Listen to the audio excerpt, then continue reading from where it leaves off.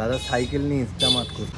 আর এটা তামিল ভাষায় কি লেখা আছে যদি কেউ জেনে থাকো তো আমাকে অবশ্যই জানি। নিওয়ালিপুরের রাস্তায় বিভৎস জাম। রেজবিজের ভেতরে আমি এই জায়গাটা প্রথমে এলাম। এটা হচ্ছে দেখি কোথাকার বুকিং পাই, এখন অব্দি বুকিং পাইনি। তারপর 1 কিলোমিটার আসতে সময় লাগলো আধ ঘন্টা। তো hey guys, welcome back another video. তো আজকে আবার বেরোচ্ছি গাড়ি নিয়ে। আজকে তো অন্য দিনের তুলনায় আরও লেট হয়ে গেছে, কারণ আজকেও বৃষ্টির ওয়েদার, এখনও মানে বৃষ্টি হচ্ছিলো, এখনও গাছের পাতা ভিজে আছে, এরকম অবস্থা। তো সবে একটু আগে বৃষ্টিটা থেমেছে। আর আমাদের এখানে একটা বড় মিছিল বেরোচ্ছিলো, তার জন্য একটু রাস্তায় জ্যাম ছিল, তার জন্য আরও আধ ঘন্টা লেট হলো। আর আজকে তো নাকি শুনছি অনেক দিকে নাকি কোনো মিছিল বেরোচ্ছে, জানি না কিসের মিছিল। চলো রাস্তায় বেরোচ্ছি, দেখি যদি কোনো খবর পাই বা কিছু পাই অবশ্যই আমি তোমাদের জানাচ্ছি কিসের মিছিল। শুনলাম রাসবিহারির দিকেও নাকি একটা বড় মিছিল বেরিয়েছে, এখানেও আমাদের বেরিয়েছে। তো যাই হোক, চলো এখন বাজে 6:20 মানে বুঝতে পারছো কতটা লেট হয়েছে আজকে, অনেকটাই লেট হয়ে গেছে। তো চলো এখন বেরোই, রেডি হয়ে গেছি, ব্যাগও রেডি, বৃষ্টিটা নেই এখন। তো চলো যাই, বেরোই, গিয়ে যা হচ্ছে আপডেট তোমাদের জানাচ্ছি। আর দেখি আজকে কোথায় কোথায় ঘুরতে পারি বা কিরম পরিস্থিতি পড়ে আজকে আমার সাথে, বা কোনো কাস্টমারের কোনো কিছু প্রবলেম বা কিছু থাকলে যদি কেউ আমাকে শেয়ার করে তাহলে আমিও সেটা তোমাদের সাথে শেয়ার করছি। তো চলো দেখি আজকে বেরোই, দেখি কী হয়। চলো কলকাতার রাস্তায় দেখা হচ্ছে তোমাদের সাথে। চলো, এটা আমাদের বাড়ির সামনেই, দেখো কীরকম জাম, মানে মানুষ যাওয়া যাবে না এত জাম আমাদের বাড়ির সামনে। তো আমার 1 কিলোমিটার আসতে সময় লাগলো আধ ঘন্টা। মানে আমি আমার বাড়ি থেকে সন্তোষপুরে এলাম, আমার এখন বাজে 7টা। দেখো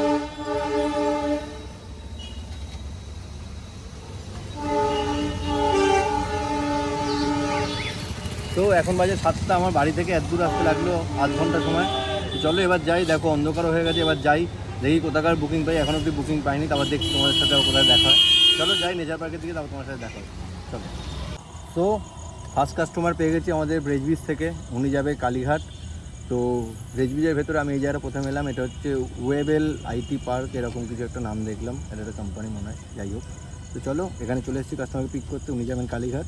আর এর ভেতরের লোকেশনটা দেখো, দেখো কি সুন্দর সাজানো, দেখেছে দেখো পুরোটাই, দেখো এদিকেও। তো চলো কাস্টমারকে ফোন করছি, উনি আসছে, তারপর দেখছি ওনাকে ছাড়ার পর তোমাদের সাথে কথা হচ্ছে। চলো।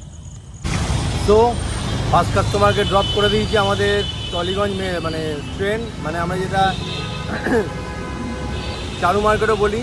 তো এখানে ফার্স্ট কাস্টমার ড্রপ করেছি, এখন ওয়েট করছি, বুকিং আসছে কিন্তু ছোটো ধরছি না। দেখি যদি একটু বড় পাই ঠিক আছে, নাহলে ছোটোই ধরতে হবে, যা ওয়েদার।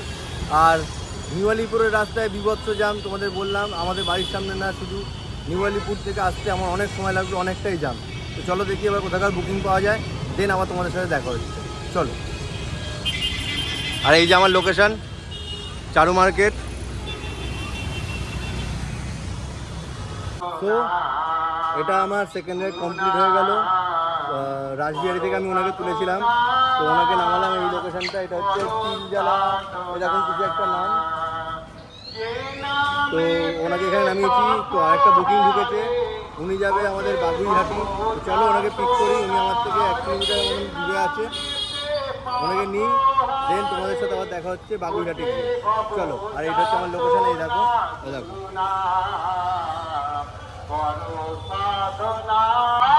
তো বললাম বাগুইহাটির যে ট্রিপটা, ওই ট্রিপটা ক্যান্সেল হয়ে গেছে, মানে ক্যান্সেল করে দিয়েছে। তো একটা প্যাকেজ আমি অর্ডার নিয়েছি, মানে কুরিয়ার। তো ওটা পিক করি, দেন ট্যাংরায় গিয়ে ড্রপ করি, দেন তোমাদের সাথে দেখা হচ্ছে।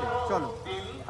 তো যে বুকিংটা আবার পেয়েছিলাম ওটা আবার ক্যান্সেল হয়েছে, মানে কাস্টমার কাছে যাচ্ছিলাম, তো কাস্টমার কাছে যেতে যেতে কাস্টমার ক্যান্সেল করে দিয়েছে। তো আরেকটা বুকিং পেয়েছি, এটা হচ্ছে হাওড়ার।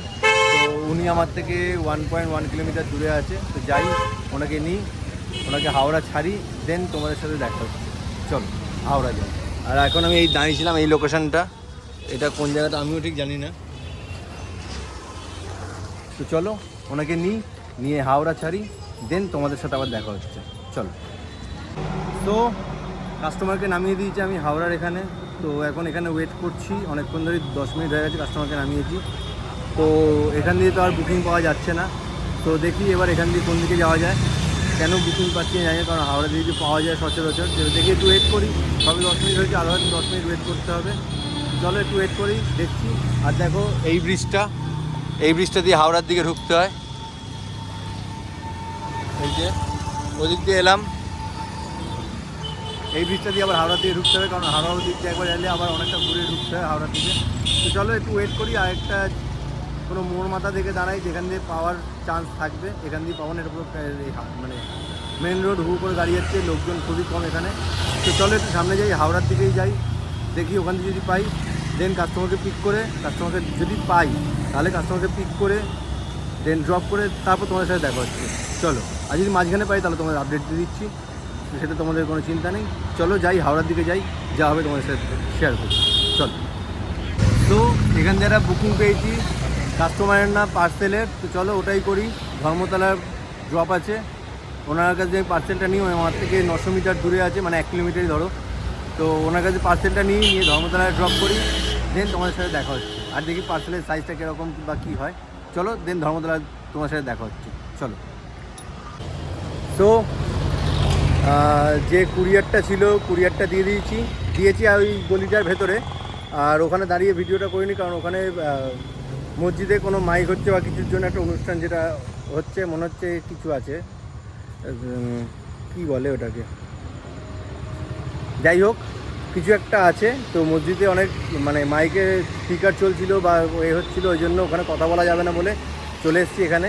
এটা এখন আমি দাঁড়িয়ে আছি আমাদের কেসি দাসের মোড় থেকে উল্টো দিক, যেটা মৌলালি যাচ্ছে যে রোডটা, সেই রোডটায়। তো দেখি এখানে একটু ওয়েট করি, এখান থেকে কোথাকার পাই দেখি বুকিং, নাহলে একটু ওয়েট করি। কী করবো, কারণ আজকে বেরিয়েছি অনেক লেটে, একটুখানি না হাতে একটু এলে পয়সা করি তখন ভালোও লাগবে না।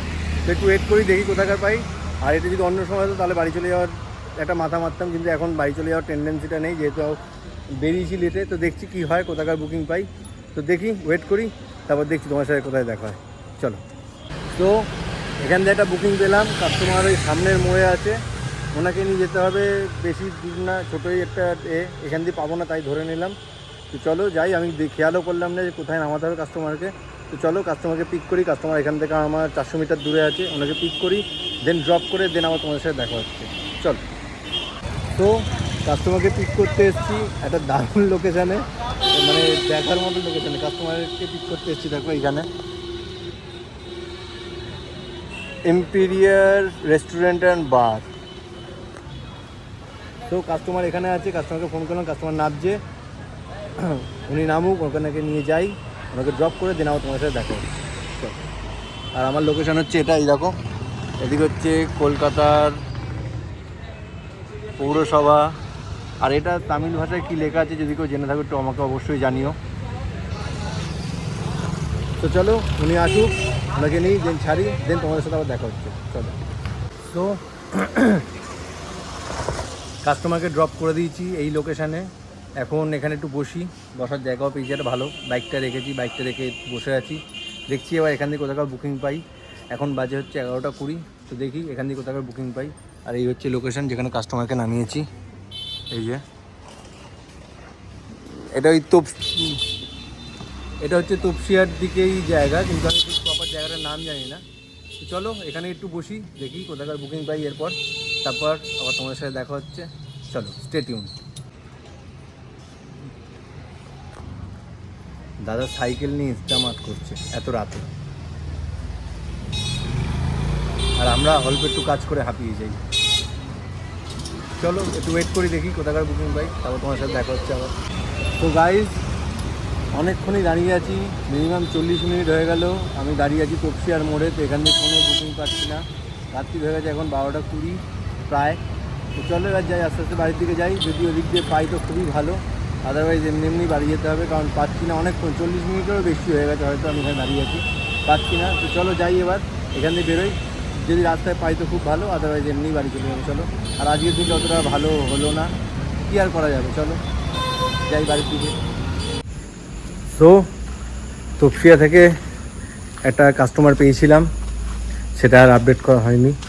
তপসিয়া থেকে একটা কাস্টমার পেয়েছিলাম, মানে তপসিয়া না, আমাদের পার্ক সার্কাস যে রেস্টুরেন্টটা আছে ঠিক ওর সামনে থেকে, আস্তানার সামনে থেকে, খিদিরপুর। ওনাকে ড্রপ করলাম, ড্রপ করে দেন বাড়ি চলে এসেছি। আর আজকের ভিডিওটা এখানেই শেষ করলাম। আর হ্যাঁ, এয়ার ইন্ডিয়ার আজকে যা খবর পেলাম একটা কাস্টমার থেকে, এয়ার ইন্ডিয়া কোম্পানি নাকি মানে আমাদের কলকাতার যে অফিসটা আছে সেটা নাকি বন্ধ হয়ে যাচ্ছে।